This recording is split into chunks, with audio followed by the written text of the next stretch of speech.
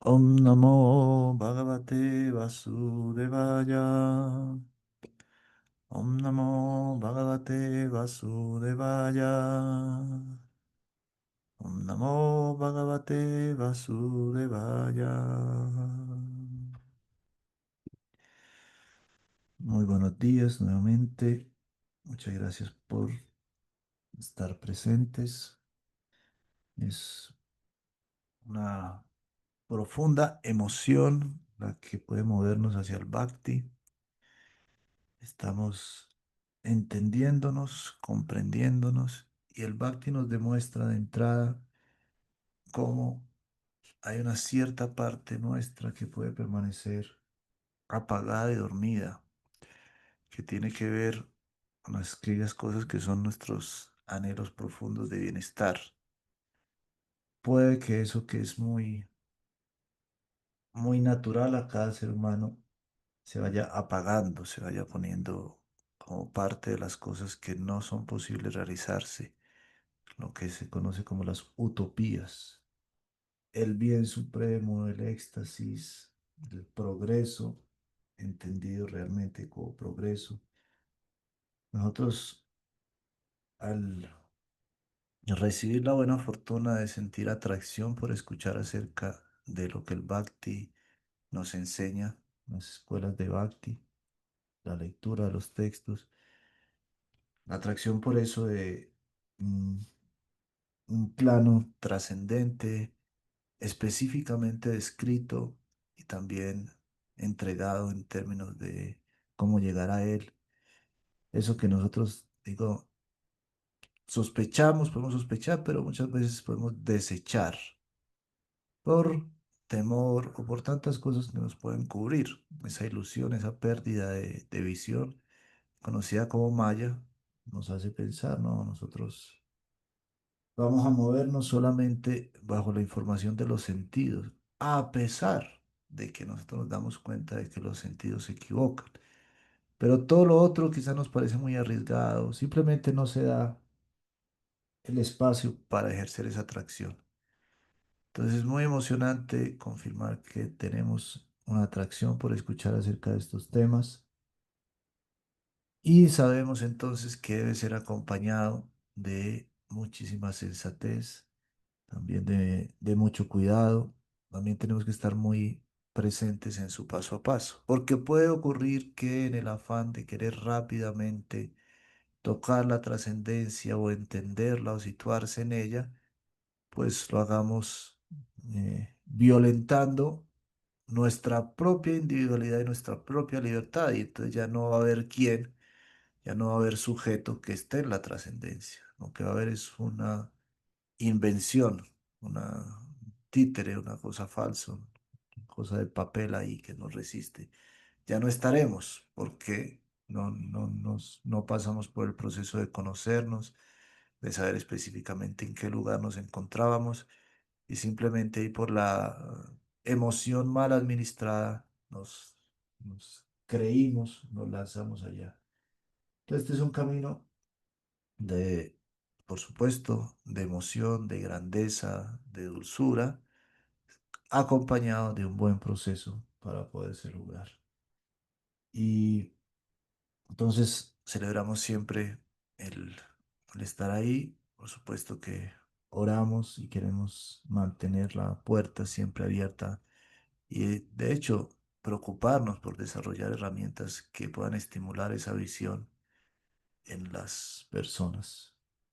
Como todo suele muy específico, también existe ese miedo de estar, digamos, participando de un camino, de unas dinámicas que se consideran las únicas y las mejores. Eso de entrada suena raro, ¿no? Esto es único y es mejor. Pero esas palabras las podemos contrastar con es la mía y es lo que siento que mejor se acomoda a mí. Y entonces, para mí, sí tiene un carácter de único y mejor. Y así lo debo asumir y así lo debo abrazar. Pero debo saber que hay otras instancias. Entonces esas dos cosas conviven. Porque si es lo que para mí es bueno para todos se vuelve muy complejo, no aplica. Y si es que todas valen, no importa cuál, tampoco me vas a saber situar en una para hacer mi propio trabajo. Entonces sí, todas las comidas del mundo alimentan, pero esta es la que tengo yo al frente, esta es la mía, esta es la que debo masticar. Entonces yo le debo decir a todo mi organismo, ocúpate muy específicamente en este alimento.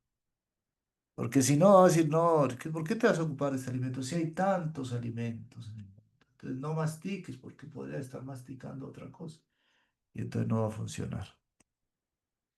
Todo este sendero requiere de todo eso, requiere de nuestra capacidad de escucha, como lo hemos hablado, esta facultad que tenemos, que también hemos mencionado, es importante que lo tomemos como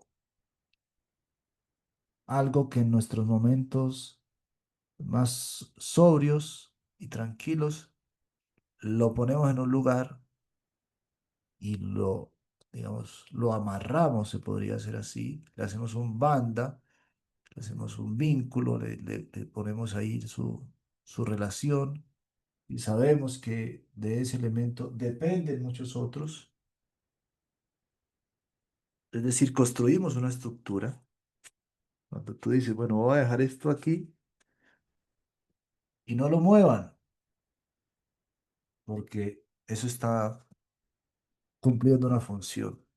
Cuando hay una dinámica, ya casi no se ve, lamentablemente, pero era muy linda. Y era cuando había que hacer las canchas para jugar fútbol, no había cancha, entonces había que hacerla con los zapatos o con los morrales, con las maletas.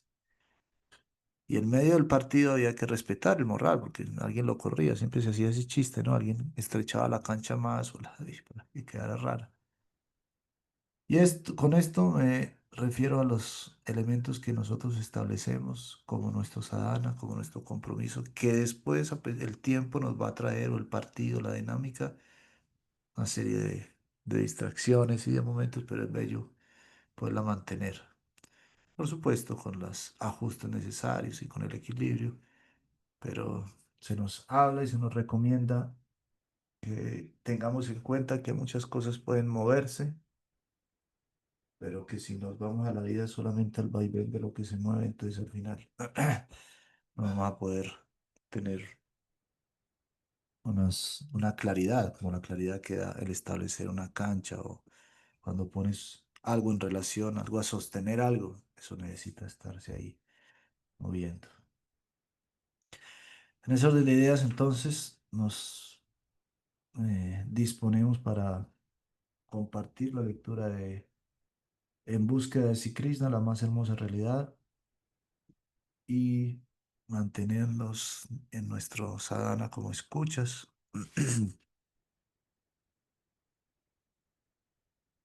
y dándonos cuenta que eh, que no es fácil llegar al punto donde se toma con seriedad el tiempo para escuchar acerca de cómo es que ese aspecto tan esencial y tan desconocido que está dentro de nosotros puede ser alimentado. Ahorita enumeramos algunas excusas como el temor o algunas ideas, excusas, no, algunas ideas, unas vivencias, unas situaciones, como se dice. Y es bueno detectarlas porque están hechas de todo eso. Otra que existe es que nadie puede hablarme de estos temas a mí. Esa la encontramos muchas veces. Decimos, sí, mi mundo interior, mi mundo de fe, mi mundo de confianza, pero eso es solo mío. Ahí nadie tiene por qué entrar. Nadie sabe de eso es muy personal. Y resulta que efectivamente es muy personal y es muy bueno tener esos límites porque, y se sabe de dónde viene, no se puede detectar, mucha gente ya se mete con las horas que debemos trabajar, con no sé qué, el cuidado del cuerpo, tantas cosas, y uno dice, bueno, ya demasiada instrucción, quiero un espacio donde ya yo pueda definir, decidir en libertad, eso hay que mantenerlo, ese es el último, pero no significa que bajo una relación muy, muy, muy específica y muy particular, podamos ser entrenados en ese sentir profundo. De manera tal que la libertad no se sienta coartada, sino que se sienta que está creciendo. Esos son los efectos del Bhakti. Nos debe hacer sentirnos que nos conocemos más, que somos más libres, que tenemos unas facultades que se están desarrollando, etcétera, etcétera.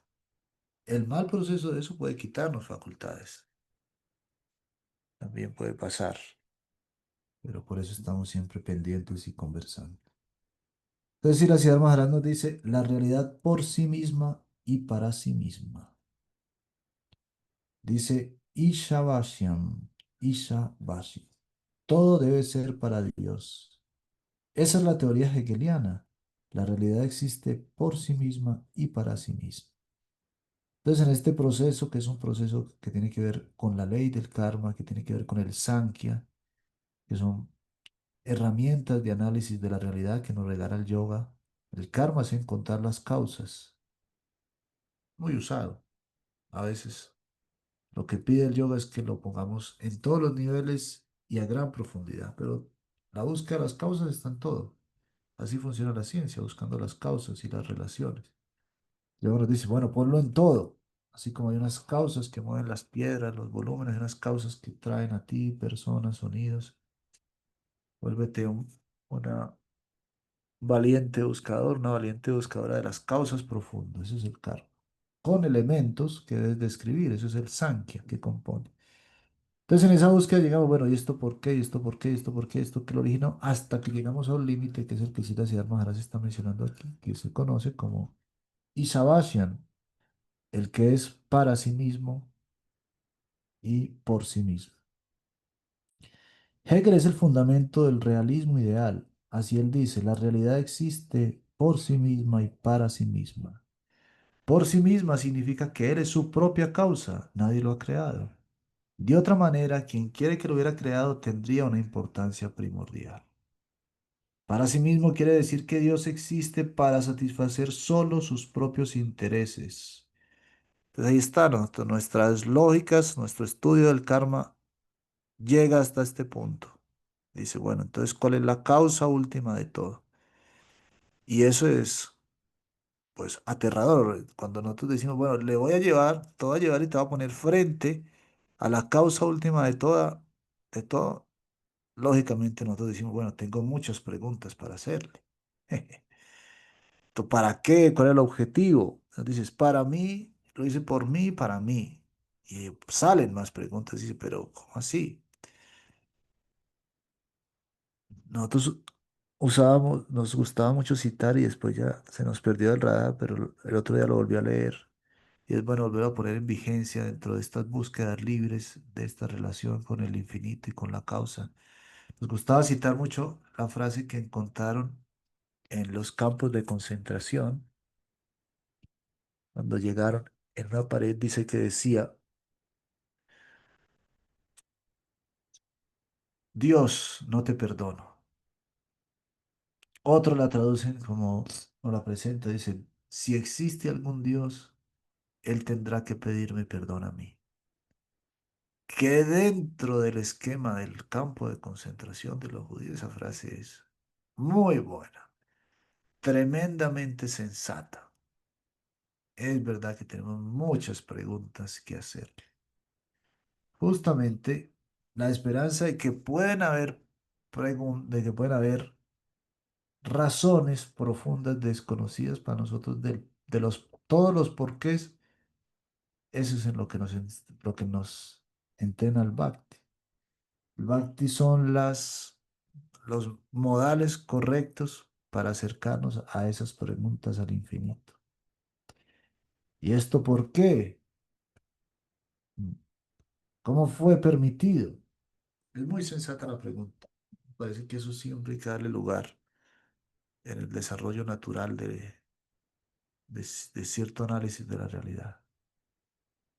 Claro, para algunas personas que existe ese, digamos, entendimiento espontáneo, ya eso está respondido, esa esperanza existe ahí, como esa razón, ya tiene una fuerza que le da lugar a esas razones, pero no todos. En todo momento las pueden tener y se puede ser empático y entender a alguien en medio de un campo de concentración. Esa pregunta resulta muy buena, muy sensata. Ahora, la esperanza de que hay respuesta insatisfactoria para el porqué de todo, en eso estamos trabajando. Para sí mismo quiere decir que Dios existe para satisfacer tan solo sus propios intereses. Esta es la verdad universal. Todo es para Él y nada para nosotros. En consecuencia, cuando pensamos que las cosas que nos rodean están hechas para nosotros, para nuestra nación o para los seres humanos, toda nuestra estimación es falsa y el conocimiento basado en tal desacierto tiene una reacción. Es muy curioso, la respuesta final es, al ignorar este centro, es que ocurre el desastre. Entonces hay que darle lugar efectivo a todo. ¿Por qué nos perdimos? Pues porque dejaste de mirar esto que era el referente para ubicarse. Muy loco. ¿De dónde viene esta situación? ¿Qué la permite? ¿Qué permite mi sufrimiento? Mi sufrimiento se basa en identificarme con el cuerpo, en olvidarme del alma. No hay posibilidad para alguien que está mirando en dirección correcta y está centrado en su alma tener sufrimiento. Imagínense ustedes eso.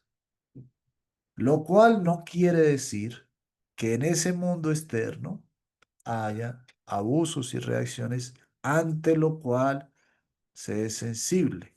No quiere decir que no haya un trabajo que hacer y ese trabajo tiene que ver con el alivio a las injusticias, por supuesto. Pero cuando vamos a la causa de esa injusticia, porque uno se lo tiene que preguntar, pero ¿de dónde le salió? Es una pregunta existencial y profunda. ¿De dónde le salió a este fulano tal tendencia a hacer el mal? ¿Y tendrá remedio o no tendrá remedio? Luego dice, sí tiene remedio y su tendencia al mal le surgió del desconocimiento y esa es su sanación y la de todos, su desconocimiento del vínculo con la realidad última, con el centro.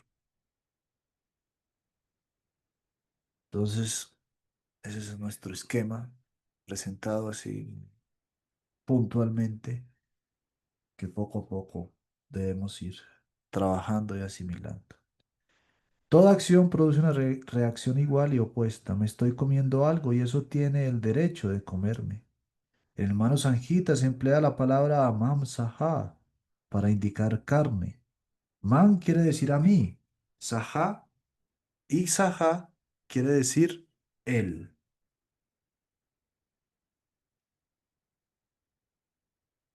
Man saha quiere decir entonces a mí, él.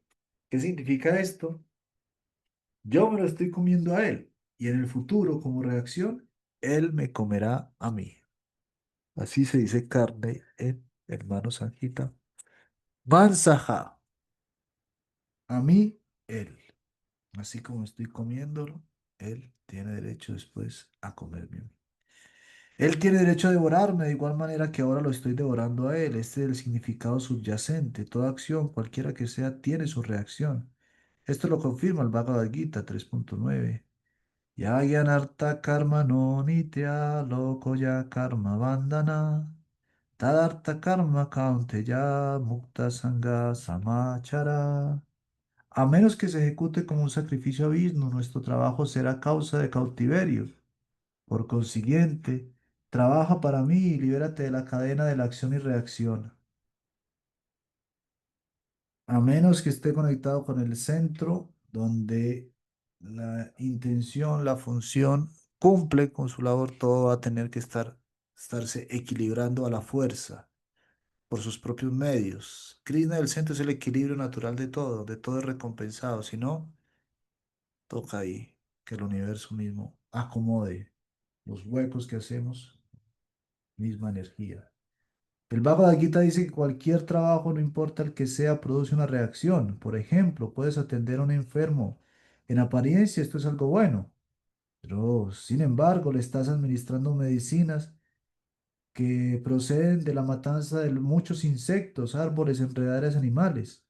Puedes creer que cuidarlo es un deber muy puro, pero estás causando un disturbio en el medio ambiente y tendrás que pagar por ello. Esta ley del karma es tremenda cuando la explican a este nivel. Sí, decíamos, el otro día damos esa explicación, creo que fue en las lecturas presenciales, lo que Vero la escuchó, y es que cuando se habla del karma, explica así la ciencia profunda del karma, dice, es tan específica que si cuando tú vas caminando y corres una piedra, ahora tienes el deber de, en tus muchos vidas y giros, devolverte para poner la piedra donde estaba. Así pues, nada de lo que hagamos aquí puede ser completamente bueno. Pues ahí está, la ley de material nos implican esa explotación en algún nivel. Es tremendo. La necesidad de salir, de explotar menos y finalmente, de explotar lo menos posible y finalmente de salir de la explotación. Para eso necesita una ley superior a estas dinámicas de intercambio del mundo material. El filósofo alemán Kant dijo, sin buena voluntad ninguna acción puede ser perfectamente buena. Pero nosotros opinamos que aunque la buena voluntad es, que aún la buena voluntad es imposible aquí en este plano material. Según Kant, la buena voluntad es algo puro, mientras que aquí ninguna acción puede ser perfecta. Pero nosotros afirmamos que dentro de los cálculos relativos de este mundo, ni siquiera puede existir la buena voluntad, porque estamos atascados en el lodo de los conceptos erróneos. Pero mire qué interesante, que ya lo hemos hablado y es muy interesante. Después están citando a Kant. Una cosa es la acción, otra cosa es la intención. Muy bien. Ahora, cuando hablamos de la intención, así sea buena, pero en términos materiales sigue estando bajo conceptos erróneos. Le sigue faltando el elemento que lo justifica, que lo adorna, que lo hace posible, que le da sentido. Ese elemento es el elemento de la belleza, es el elemento del arte, dirigido a hacer crecer la belleza, y para eso hay que conocer qué es la belleza y el, digamos, el origen último de la belleza, que es el concepto Cristo. El conocimiento puro viene solo de arriba y eso es algo que tenemos que aprender a aceptar. Cuando esta comprensión llega a nuestro interior, es conocida como estrada o fe. Muy bello, el día de ayer estuvimos presentando un poco de la historia del yoga y llegamos al punto del estrada y de la fe. Surgía la famosa pregunta de, bueno, entonces esto es como en el catolicismo, hay que creer y ya.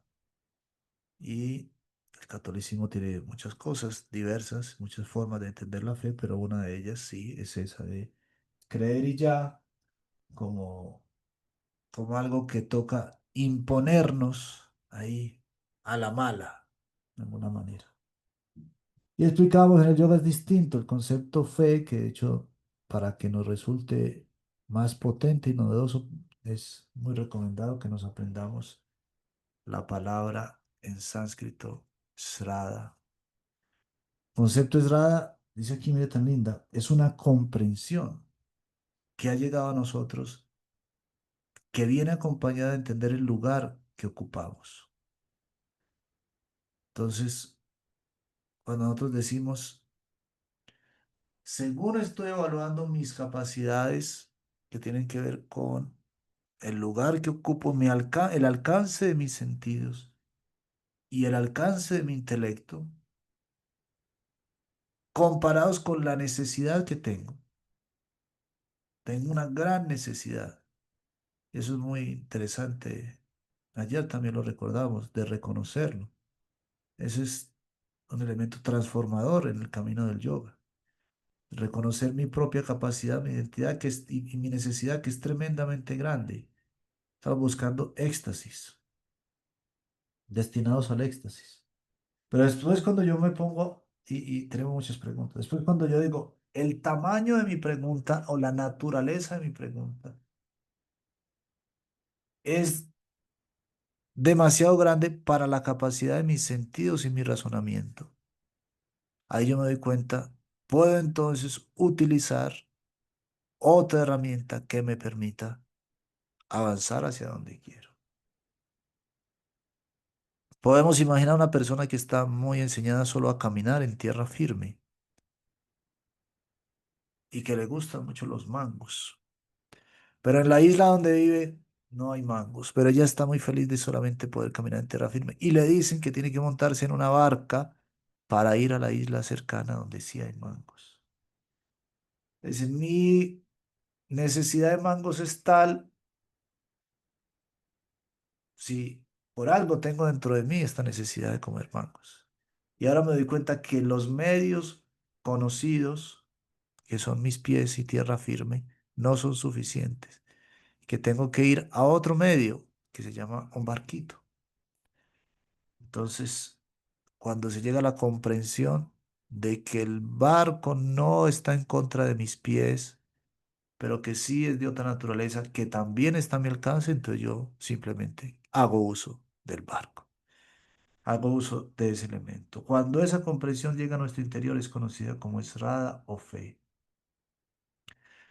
La fe es también algo importante. Debemos tener fe en que si desempeñamos nuestros deberes para con el absoluto, entonces todos los aspectos, todos nuestros deberes hacia el medio ambiente serán ejecutados de una manera automática. Krishna Bhakti Kaile Sarva Kamakrita Haya. Muy lindo. Sí, es una definición que hace la fe. La fe es saber que al servir a Krishna todos nuestros deberes son cumplidos, que salimos del espacio de la explotación. Pero no entendemos cómo. Así como cuando uno está enseñado a caminar, le dice, pero si me monto ahí, ¿eso cómo es? Yo veo que ahí no hay tierra. Uno no entiende. Ahora hay una comprobación, no se monta en la barca y ve que está flotando y dice, wow, no hay tierra, pero estoy avanzando. ¿Sí? Ya no es con los pies, ya es con un remo, pero también siento que avanzo. Esa sensación debe estar acompañada de nuestro proceso, porque no es ahí como estamos diciendo, no es esa fe impuesta, siete, ahí ya no, no hay nada, no, esa fe viene acompañada de unas sensaciones. Para satisfacer a Krishna, el universo entero llega a estar satisfecho. Por satisfacer a Krishna, el universo entero llega a estar satisfecho. Entonces, yo también hago parte del universo. Entonces, mira que nos están diciendo, tienes que tener, tu fe consiste en servir a Krishna y saber que al servir a Krishna, todos los seres se están beneficiando. Esto es tremendo. No nos sitúa en una... La buena aplicación, la buena comprensión de esto nos lanza de manera urgente al servicio devocional y a concretarlo y a intensificarlo. Porque todos tenemos, en términos muy generales, unas sensibilidades sociales. Y ahí, de hecho, somos bastante susceptibles. Mi tesis también es que somos muy manipulados. Las grandes causas que de repente el mundo abraza, yo sospecho de ellas. Porque algo debe haber raro por ahí, ¿no? De repente está todo tan publicitado. Entonces, no me las creo mucho. Pero en general, digo, las causas sociales no nos gusta que la minería dañe los ríos, de que desplacen a la gente, ni nada de esas cosas, ¿no? Ahora, ¿cuál es nuestro alcance para eso y cómo llegar al centro de todo eso? Aquí nos están dando una tesis muy, muy retadora para nuestra sensibilidad social. Nos está diciendo, por servir a Krishna, todo es satisfecho, lo cual nos va a llevar no a abandonar nuestras causas sociales necesariamente, eso es muy particular, pero sí a abrazar o por lo menos a ensayar, esa es la fe, un ensayo, y darnos cuenta de ver si ese servicio a Krishna sí satisface a todos, que yo hago parte de todo, sí me está satisfaciendo a mí. Esto debe estar como una de las tareas constantes para todos los estudiantes de la escuela de Bhakti. ¿Qué tanto esta campaña, esta misión a la que nos hemos unido, que estamos haciendo crecer, a la que dedico mi tiempo, mi escucha y también mis manos, mi esfuerzo, todo lo que yo pueda invertir ahí, qué tanto está resultando en alivio para la gente y para mí? Por satisfacer a Krishna, el universo entero llega a estar satisfecho, porque alguien que es querido para Krishna es querido para todo el universo. Yasmin tuste yagat tustar, prinite prinito yagat. Muy lindo este concepto que nos presenta la literatura del Veda.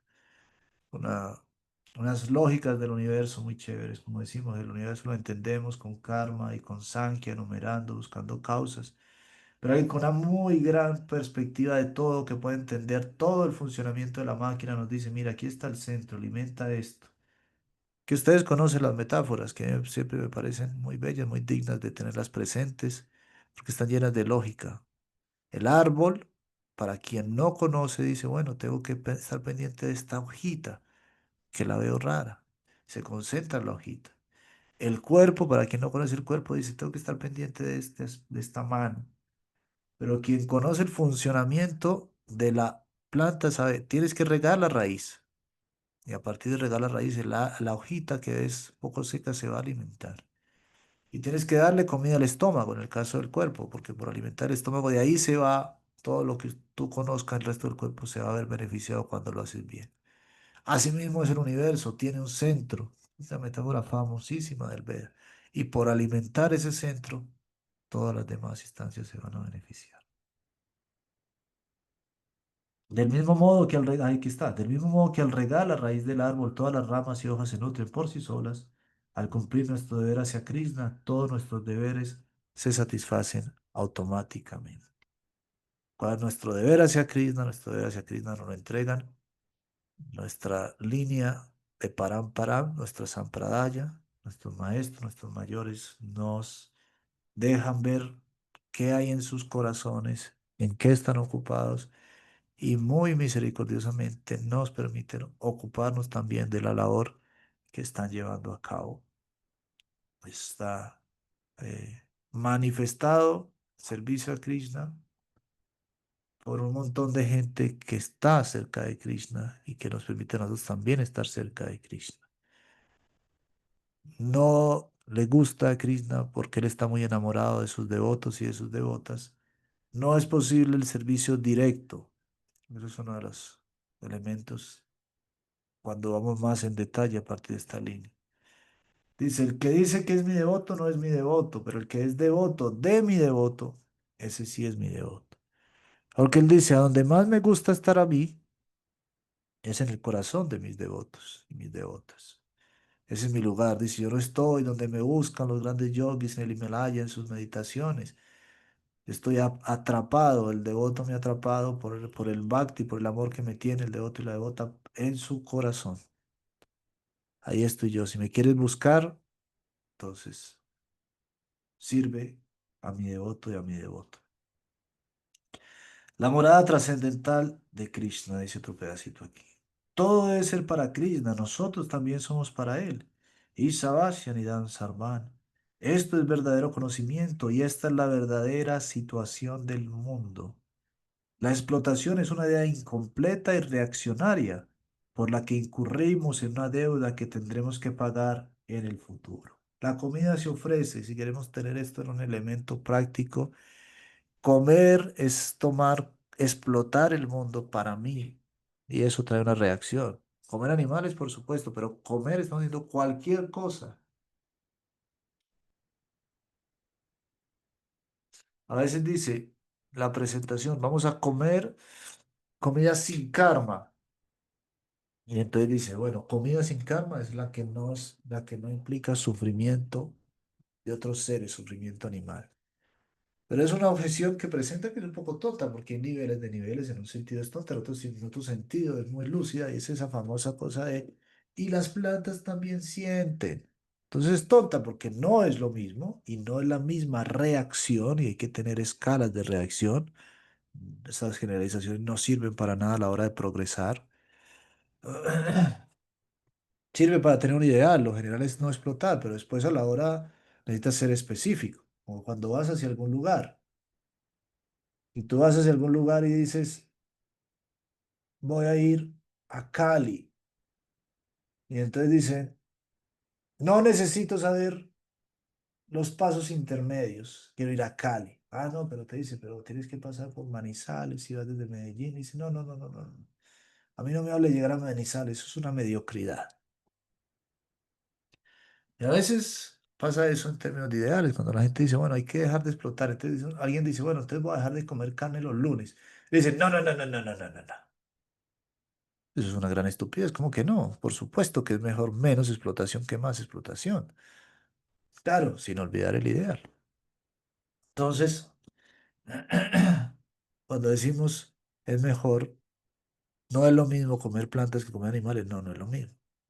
Entonces estamos más cerca, comer dentro de nuestro rango. Estamos ahí, nuestro deber. Pero incluso ese deber de las plantas, ahí sí se vuelve sensato, sigue siendo explotación de este medio. Entonces, comida libre de karma no es solo comida libre de sufrimiento animal, comida libre de karma es comida ofrecida a Dios dentro de los niveles que nos corresponden. Porque alguien también podría decir, y también ocurre dentro de todas las variables que la mente inventa. Ah, entonces voy a ofrecer la carne a Dios para que entonces así ya esté conectada con el centro. Resulta que no, porque no permite el equilibrio, no está cargado de yeso. No entra, no encaja. Está desequilibrado totalmente. Entonces, comer animales, comer plantas tiene un equilibrio material dentro del karma material equilibrado. Está bien, pero nosotros no queremos ni siquiera karma equilibrado, nosotros queremos salir. Entonces ahí viene la oferta. La explotación es una idea incompleta y reaccionaria por la que incurriremos en una deuda que tendremos que pagar en el futuro. Incluso una deuda buena. Eso es muy loco. Cuando tú sirves a alguien, te dice, ay, tan bueno. Sirve a alguien en términos mundanos. Dice, wow, qué tan bueno soy. Estoy liberándome del karma. No, estás teniendo karma bueno. Después vas a tener que volver a nacer para que esa persona te sirva a ti. Y aquí dice, podemos ir a Satyaloka, que es el espacio perfecto de plena bondad, al planeta más elevado del mundo material, pero al explotar la naturaleza daremos una deuda. Nuestro peso aumenta y descenderemos. Cuando descendemos, otros vienen a explotarnos y a extorsionarnos hasta que saldamos nuestras deudas. Entonces la pesadez desaparece, nos aligeramos y ascendemos de nuevo al sistema planetario superiores. Cuando subimos, explotamos a los que están en la posición inferior. De este modo hay una continua explotación y el pago de la deuda. Esto se confirma en el Bhagavad Gita 8:16. Entonces otra vez a pagar y a cobrar y a pagar y a cobrar y ahí se va moviendo. Abrahma Bhuvana Loka Punar Arbartinorjuna Mam Upatya Tu Kaunteya Punahayatma Vidyate. Todos los sistemas planetarios de este mundo material son lugares de continuo nacimiento y muerte. Todos, incluso este planeta que nos describe en Satya Loka. Dice, pero aquel que alcanza mi morada, oh hijo de Kunti, jamás volverá a nacer. Después de ir allá, uno nunca retorna a este mundo material. Ya Gatuana Nivartante, Tadama, Paramam, Mamá. La morada de Krishna es Nirguna, es decir, trascendental a las cualidades materiales. Debemos establecer sólidamente el concepto de Ishavasyan. Es un elemento al cual podemos meditar. Ishavasyan, el centro, a lo que va dirigido nuestros esfuerzos. Este es el pedido, la lección que nos deja Srila Siddhar Maharaj aquí en su enseñanza para nuestro sadhana.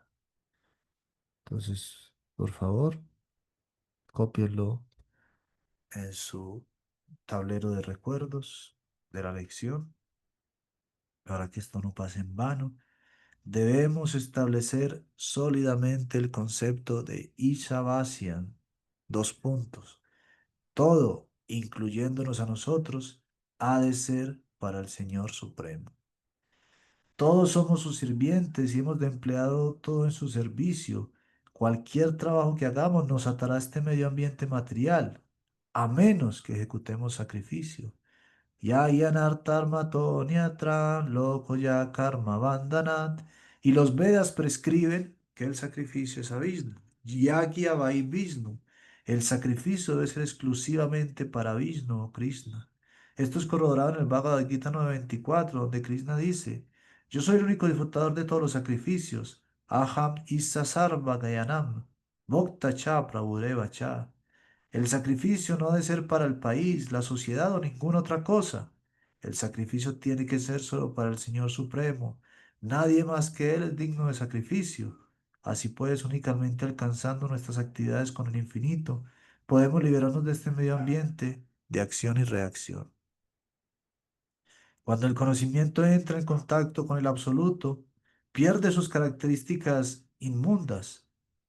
Entonces podemos adquirir conocimiento pleno que nos conducirá al Prema Bhakti, amor por Dios. Todo debe ser para Krishna, Él es el único disfrutador de todo. Él es el autócrata absoluto y el bien absoluto. Todos nosotros somos sus sirvientes y todo será utilizado para su satisfacción. Tenemos que llegar a comprender esto. El sistema Gurukula, otra forma de decir la escuela del Bhakti, dice aquí, el sistema Gurukula de educación védica debe ser concebido en esta línea. Muy interesante. La educación estará incompleta. La educación generará buenos explotadores, pero explotadores al fin y al cabo. Pero no estará completa a menos y completa significa para la plena satisfacción del ser. Ese es el punto interesante de abordarlo. Es una dirección que yo propongo para que este análisis, que puede ser chocante para nuestro ego y que puede manifestarse muy desde afuera, se vuelve muy efectivo. Cuando nosotros presentamos el concepto Krishna, es un concepto lleno de, como ustedes ven, de retos y de autoridad, etcétera, etcétera, y de aceptación, es decir, de sumisión, de rendición, todo eso, que por supuesto que es costoso y que debe ser costoso porque no debemos ir por el mundo rindiéndonos a cualquier cosa. Pero parte del trabajo es ese, darnos cuenta que ya estamos rendidos a muchas bobadas, así que más bien administremos bien lo que sí o sí tendremos que hacer, que es rendirnos, por un lado. ¿Y por qué estamos constantemente rindiéndonos? Porque hay una parte de nosotros, y ahí es donde viene el autoconocimiento, una vez más a ser tan importante, que solo es satisfecho con ese tipo de entrega, con ese tipo de confianza. Mientras la fe no sea bien ejercida, va a estar en contra nuestra. No es que no tengamos fe, no es que no tengamos esrada, pero está mal dirigida. Va a volverse un peso. Pues autoconocimiento nos va a llevar a decir, yo soy una persona naturalmente adoradora, naturalmente rendida, entonces ¿a quién me voy a rendir? Autoconocimiento nos va a llevar a descubrir, yo soy una persona naturalmente llena de fe, entonces ¿a quién voy a dedicar esta fe? ¿Y cómo la voy a administrar? ¿Y qué me irá dando conforme la voy poniendo en diferentes lugares? Se nos recomienda en nuestro espacio de Bhakti es para que cultivemos, pongamos en práctica, nos demos la oportunidad de poner fe en Krishna, que requiere una escucha, que también requiere servicio, que ahí nos están pidiendo las actividades, que requiere que nosotros pensemos, bueno, ¿qué es eso de poner mi fe en Krishna? ¿Qué es servirlo? ¿Qué es dedicar mis actividades a Él? Levantarme por la mañana y decir, Dios, soy tu sirviente, todo es una hora para ti. Está muy bien, así debe hacerse, pero en lo práctico, ¿qué? ¿A dónde están llegando tus esfuerzos?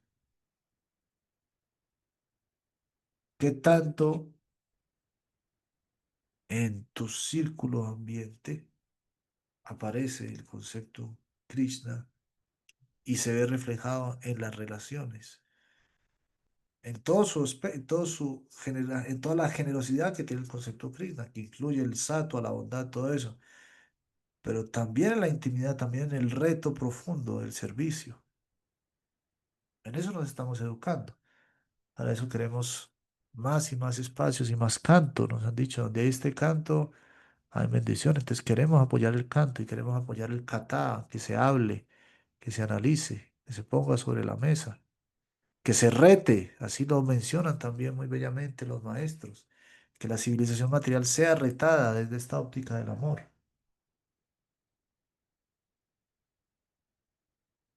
En eso estamos. Y esperamos que nos vaya bien con las bendiciones del Señor. Muchas gracias por su atención. Si hay preguntas, adelante.